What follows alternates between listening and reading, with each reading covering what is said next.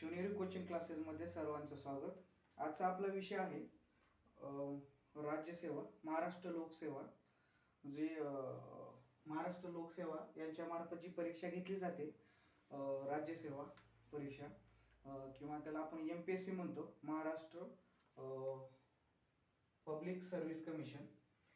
याच्याविषयी आपण आज चर्चा करणार आहोत की एक्झॅक्टली ही जी एक्झाम आहे, ही एक्झाम पॅटर्न याचा काय आहे आणि याच्यामध्ये कोणकोणते विषय असतात याविषयी आज आपण चर्चा करणार आहोत.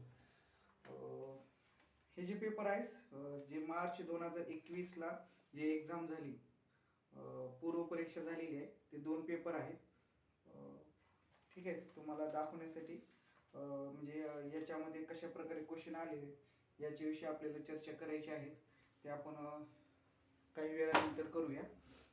तर महाराष्ट्र लोकसेवा आयोग हा जो आयोग आहे त्याचा हा जो आयोग काय करतो की जे अधिकारी लागणार आहेत, जे प्रशासन चालवण्यासाठी किंवा राज्य शासन जे आहे आपलं, त्याच्यामध्ये जे अधिकारी लागणार आहेत प्रशासन चालवण्यासाठी, व्यवस्थित जो राज्य शासनाचा जो कारभार आहे तो कारभार व्यवस्थित चालवण्यासाठी काही कर्मचाऱ्यांची, काही अधिकाऱ्यांची गरज असते. मग हे अधिकारी कुठून भेटतात ह्या राज्य शासनाला? तर हे जे महाराष्ट्र लोकसेवा आयोग आहे ना, हे महाराष्ट्र लोकसेवा आयोग म्हणजेच MPSC काय करतं, तर दरवर्षी जेवढे अधिकारी लागणार आहेत त्या अधिकारी जेवढे अधिकारी लागणार आहेत, समजा या वर्षी समजा 200 लागणार आहेत, 300 लागणार आहेत, ते 300 अधिकारी पूर्ण महाराष्ट्रातून मिळवण्यासाठी एक एक्झाम घेते, ते म्हणजे MPSC, Maharashtra public service commission यांच्या मार्फत जी एक्झाम घेतली जाते, राज्यसेवा परीक्षा. मग ती राज्यसेवा परीक्षेचं एक्झॅक्टली पॅटर्न काय आहे, एक्झॅक्टली कोणत्या स्टेजमध्ये, किती स्टेजमध्ये ही एक्झाम घेतली जाते, याविषयी आपल्याला आज या व्हिडिओमध्ये चर्चा करायची आहे. मग ही जी राज्यसेवा परीक्षा आहे याचे 3 स्टेज आहेत, 3 परीक्षा आहेत असं म्हणू शकतो आपण. पहिली जी परीक्षा आहे त्याला आपण प्रिलिम म्हणतो, आणि या प्रिलिम परीक्षेमध्ये 2 पेपर असतात, एक म्हणजे पेपर 1 आणि पेपर 2. हा जो पेपर 1 आणि पेपर 2 हे प्रिलिम मध्ये 2 पेपर असतात. मग एक्झॅक्टली पेपर 1 कोणता, एक्झॅक्टली पेपर सेकंड जो आहे तो एक्झॅक्टली कोणत्या विषयाचा आहे याविषयी आपण चर्चा करूया. तर हे जे पेपर 1 आणि पेपर 2 दोन्ही पेपर 200 मार्काचे असतात. दोन्ही पेपर किती मार्काचे असतात? 200 मार्काचे असतात. हे पण पेपर 200 मार्काचा आणि हा पण पेपर 200 मार्काचा. हा जो पेपर 1 आहे हा GS चा पेपर असतो. GS म्हणजे जनरल स्टडीज, सामान्य अध्ययन.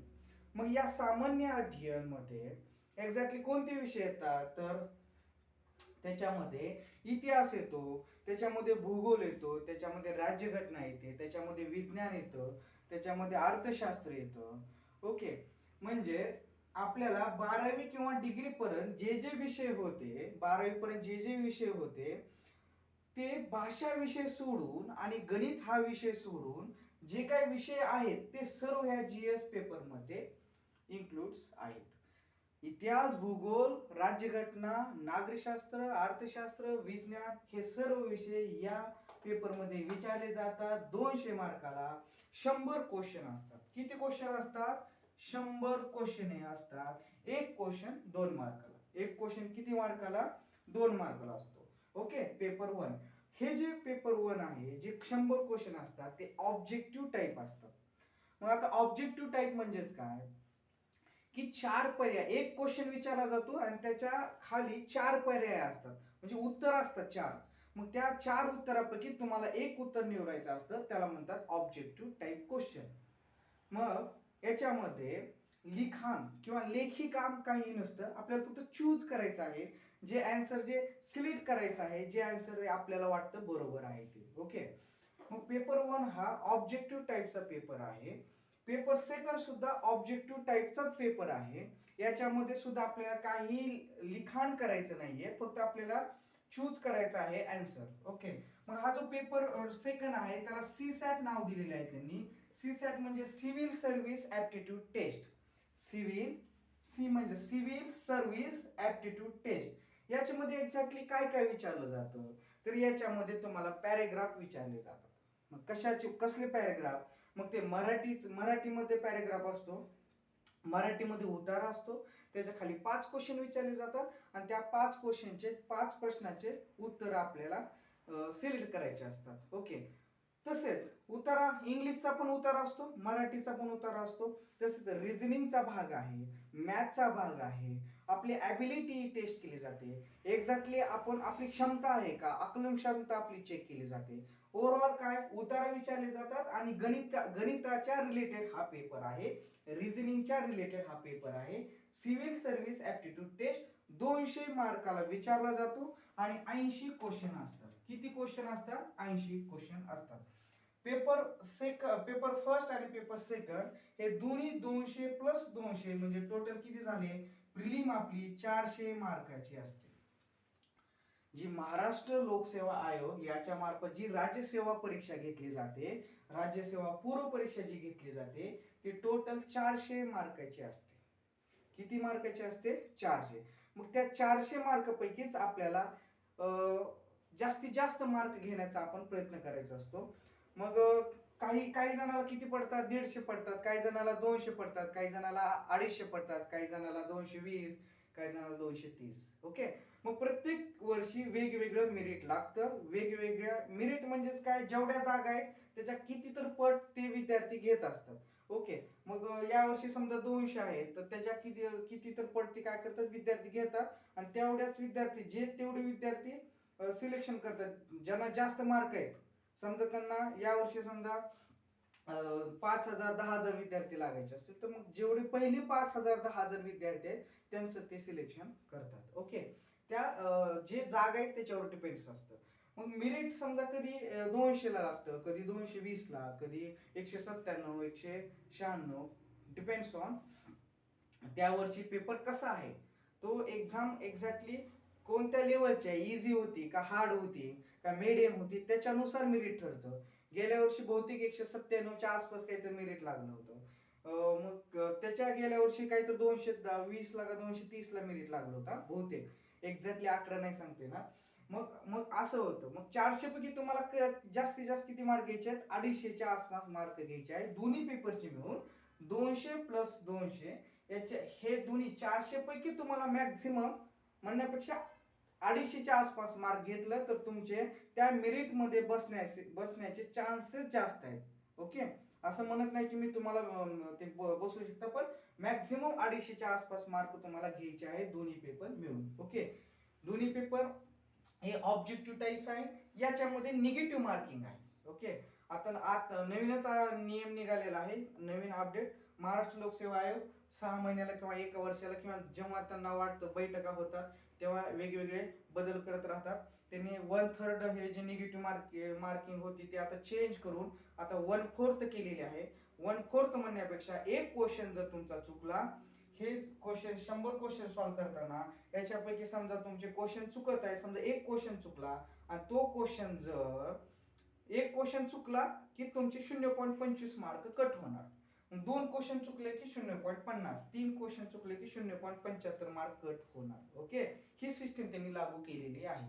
म्हणजेच आता पर्याय आहेत, म्हणजे ऑब्जेक्टिव्ह टाइप क्वेश्चन आहेत म्हणून 100 पैकी जर 100 तुम्ही जर तिथं राईट करून आलात, ओके, किंवा ते आन्सर तुम्ही सिलेक्ट करून आलात आणि मग अंदाजे समजा तुम्हाला 40-50 बरोबर आले आणि किती 50 बरोबर आले आणि 50 क्वेश्चन चुकले, तर प्रत्येक क्वेश्चनला किती 25.25 0.25 मार्क तुमचे कट होणार.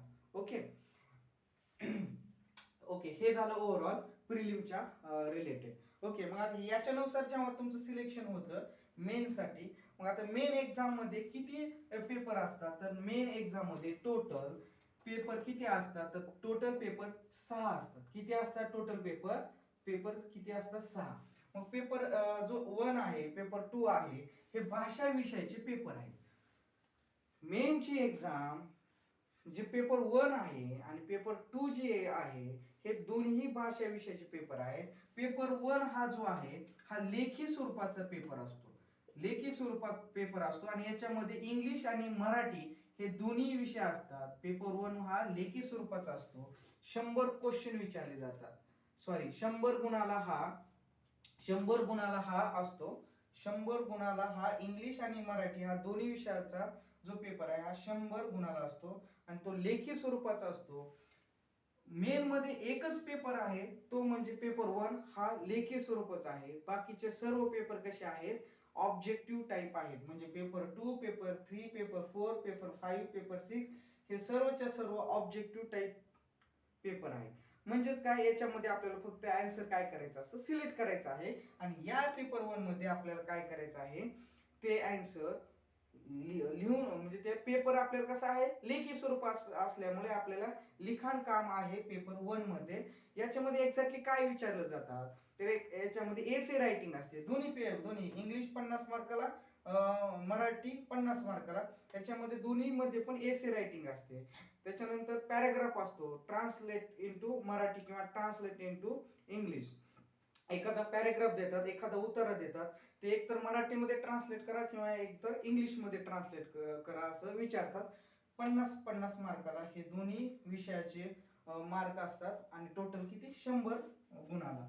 आणि दुसरा जो पेपर आहे तो सुद्धा इंग्लिश आणि मराठीचाच पेपर आहे आणि हा जो इंग्लिश आणि मराठीचा जो पेपर आहे पण हा ग्रामरचा आहे. टोटल पूर्णपणे याच्यामध्ये काय व्याकरण विचारलं जातं आणि पॅराग्राफ. याच्यामध्ये पूर्णपणे काय विचारलं जातं ग्रामर. मराठीचं ग्रामर 50 मार्काला इंग्लिशचं ग्रामर 50 मार्काला. मग त्याच्यामध्ये तुम्हाला वाक्यप्रचार विचारतात फ्रेजेस विचारतात. ओके म्हणजे जे जे व्याकरण जे जे इंग्लिशच्या ग्रामर मध्ये येतं जे जे मराठीच्या ग्रामर मध्ये येतं मराठी व्याकरणामध्ये येतं ते सर्व इथे विचारले जातात.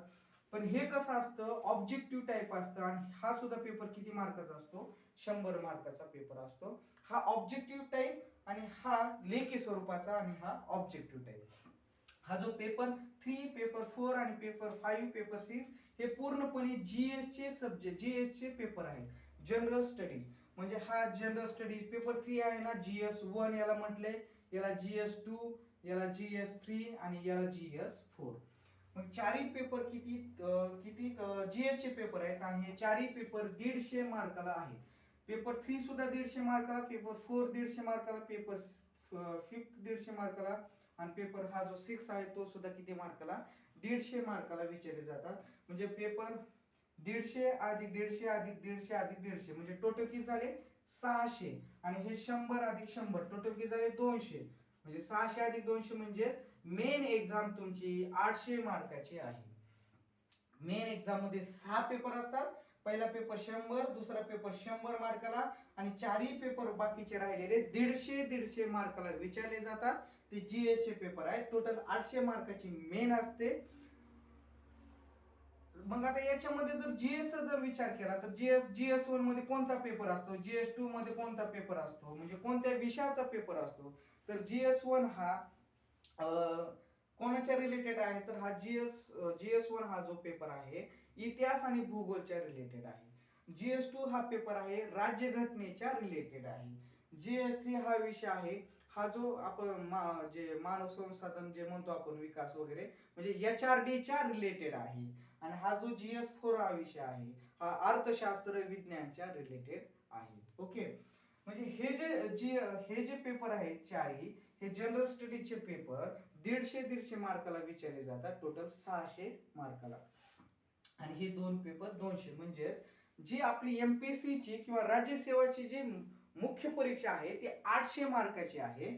आणि या 800 मार्कामध्ये जर चांगले मार्क भेटले प्लस इंटरव्ह्यू मध्ये जर तुम्हाला जर चांगले मार्क भेटले आणि ह्या दोन्ही मेन आणि इंटरव्ह्यू ह्या दोन्हीचे मार्क काउंट करून तुमचं फायनल रिझल्ट मेरिट लिस्ट किंवा फायनल जी मेरिट लिस्ट असते किंवा फायनल रिझल्ट लावला जातो. मग हा जो इंटरव्ह्यू आहे तो किती मार्काचा असतो तर हा जो इंटरव्ह्यू आहे ना तो 100 मार्काचा असतो 100 गुणांचा असतो. म्हणजेच 800 अधिक 100 म्हणजेच ओव्हरऑल जी मुख्य परीक्षा आणि इंटरव्ह्यू तुमचं जे मेरिट लागणार आहे ते 900 मार्कापैकी लागणार आहे.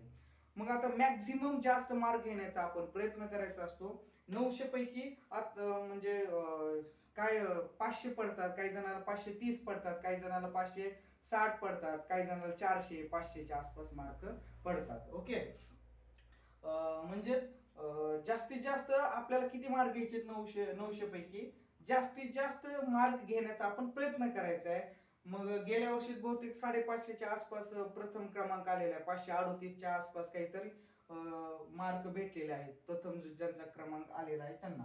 ओके, मग हे झालं सर्व एमपीसी जी राज्य सेवा परीक्षा आहे त्याच्या रिलेटेड एक्झाम पॅटर्न आपण बघितलेला आहे. आता पुढच्या लेक्चर मध्ये आपल्याला GS1 मध्ये एक्झॅक्टली सिलेबस किंवा ओव्हरऑल आपल्याला सिलेबस काय आहे याची माहिती घ्यायची आहे. आज या लेक्चर मध्ये किंवा या व्हिडिओ मध्ये आपण एक्झॅक्टली एक्झाम पॅटर्न राज्य सेवा परीक्षेचा एक्झाम पॅटर्न कसा असतो हे आपण बघितलेलं आहे. ओके, याच्यामध्ये काही डाऊट असतील, काही प्रश्न पडले असतील तर कमेंट्स मध्ये नक्की तुम्ही विचारा. I will answer that. Okay,